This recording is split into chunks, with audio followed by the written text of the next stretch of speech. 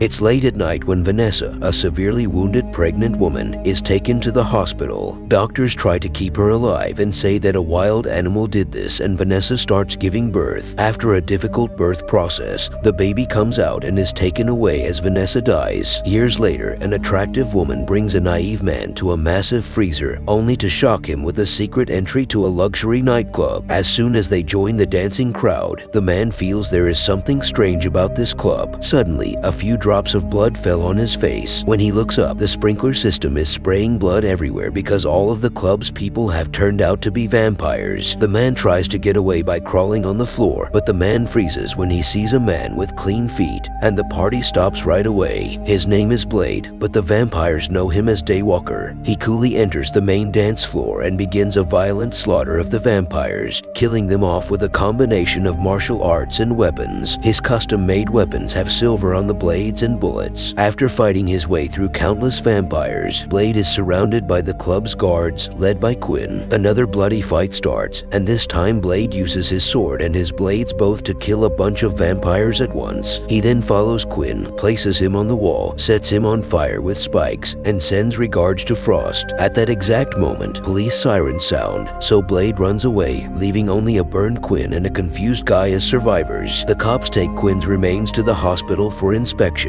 Assuming he is dead, the chosen doctor, Karen, detects something weird about the blood test and the growing fangs. During the test, Quinn shockingly comes back to life and starts eating both Karen and her coworker. However, Blade shows up. He kills the revived vampire, but Quinn jumps from the building and lands inside an ambulance before escaping. As he leaves, Blade sees bleeding Karen lying on the ground calling for help. Since the doctor reminds him of his mother, Blade lifts Karen up and takes her with him. He jumps to another roof while escaping firing from the officers. Blade fires a few shots and helps Karen with her broken arm before they leave. When they arrive at Blade's hideout, Karen is already unconscious, so Whistler, Blade's friend, gives her a garlic serum injection to prevent the process of transformation. Whistler reminds Blade that if she turns into a vampire, he must kill her. At the same time, the Vampire Shadow Council is gathered in the conference room of the Frost House of Erebus. While discussing Blade's recent intensive attacks, Elder Dragonetti blames a young vampire named Frost for his carelessness in managing these clubs. It is then revealed that the majority of vampires, including renegades like Frost, think that they should govern humans outright while yet maintaining a strong, hidden organization similar to a mafia. It has also been proven that pure-blood vampires, or those who are born vampires, hold some stigma towards those who are born humans and later converted into vampires. Although Frost is not pure blood like the rest of the council, he swears to change their ways one day. The next morning,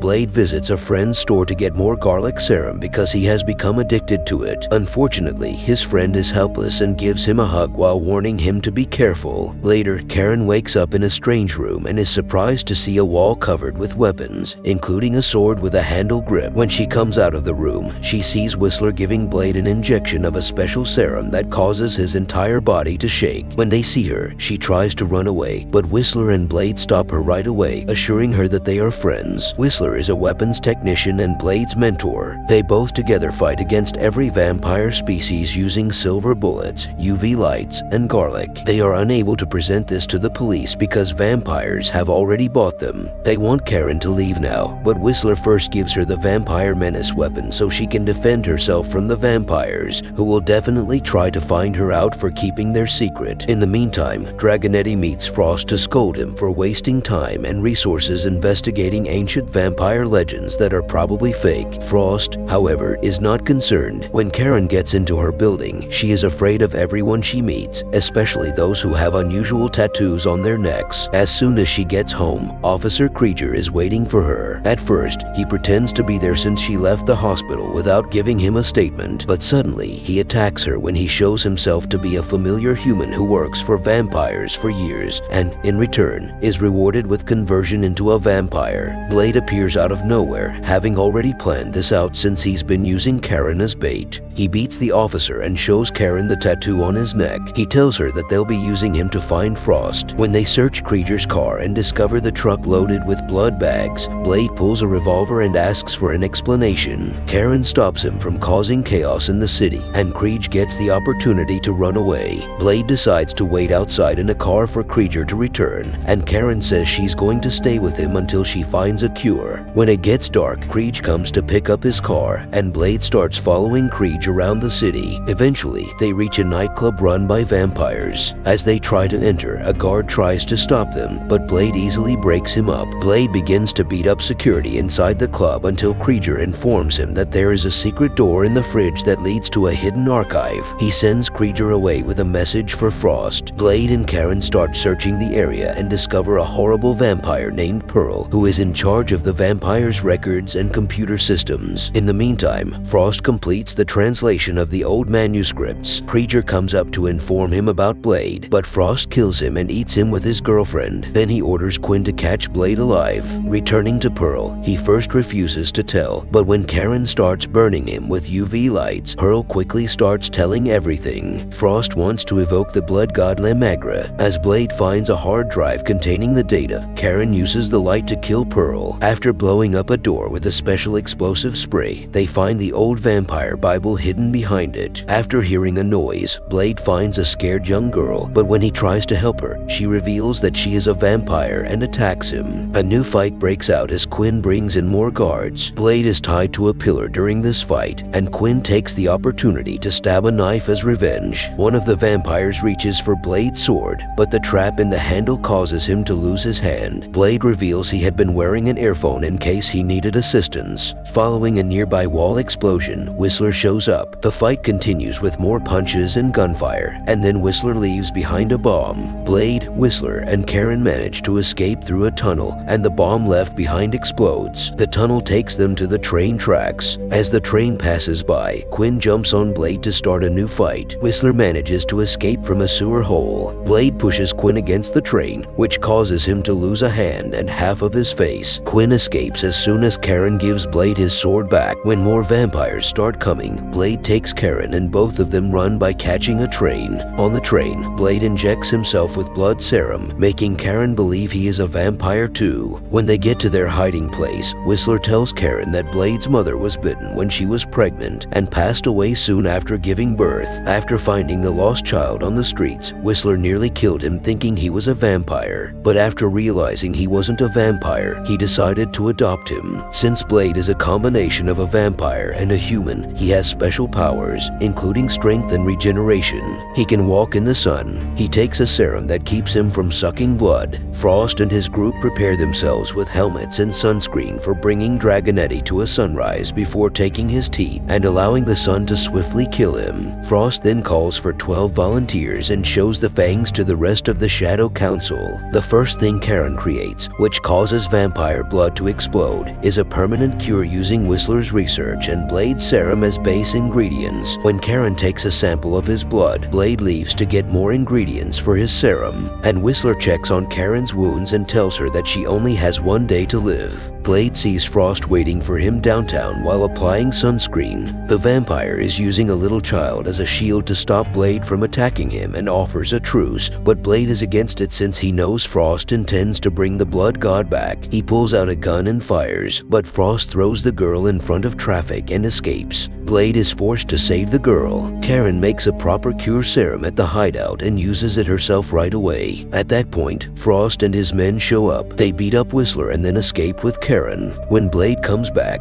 he is horrified to see Whistler's dying body. Whistler tells him that he has gone through the hard disk. Explaining Frost's plan, he mentions that the ritual requires the blood of a daywalker like Blade. He also says he doesn't want to be a vampire, so Blade respects that and leaves him with a gun so he can end things on his own.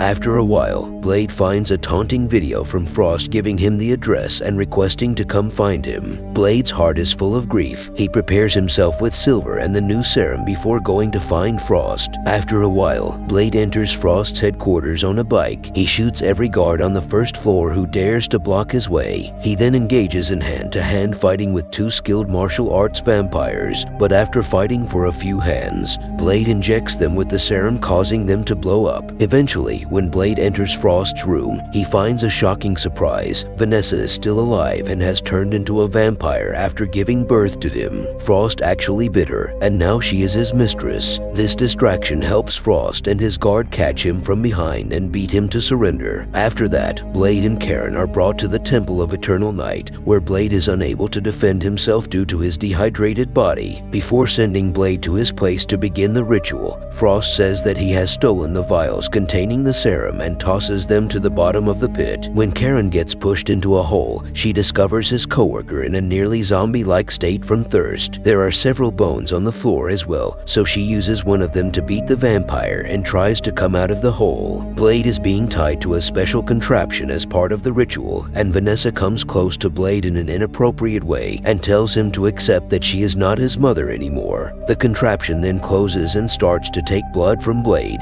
Upstairs, Frost lines the council members around the temple. When one of the council members tries to resist, Frost's girlfriend kills him. As Blade's blood starts to rain on all of them, including Frost in the center, lightning strikes the temple, killing the entire council and giving Frost their powers. Now he is the ultimate vampire god. Back to Karen, she finds Blade and frees him from the contraption, but Blade seems too weak to survive. Karen takes off her bandage and forces him to drink her blood, which gives him rapid healing, and he leaves in a berserk state. At that moment, when Vanessa comes up, Blade starts fighting her, ignoring her efforts to convince him to love his mother, and he kills her. Afterwards, Blade runs upstairs and Quinn tries to stop him. Blade kills him in a matter of seconds and starts fighting the guards with furious anger, killing them all in a matter of seconds without using any of his weapons. This is because he has drunk actual blood instead of the serum. Karen goes after Frost's girlfriend. She misses a couple of shots but then uses the vampire menace to kill her just in time. After getting his sword back, Blade fights Frost in a furious way with a sword. Blade successfully cuts into many pieces, but he instantly heals himself because of his new powers. They start fighting again, but Frost is simply too powerful, and stabbing him does nothing. When Blade sees the serum that had fallen earlier, he immediately throws his sword to catch it. Then he promptly injects Frost with all of them, causing him to blow up. Eventually, Blade and Karen leave the temple, and Karen offers the cure to Blade. Blade refuses because curing him of his blood addiction would also take away his Daywalker powers, making it impossible for him to find vampires as he wants to continue protecting the city. Later, Blade shows up in Moscow, prepared to kill a vampire who is about to attack a woman, and the movie ends. Subscribe to watch more movie recaps like this. Thanks for watching. See you in the next plot. Goodbye.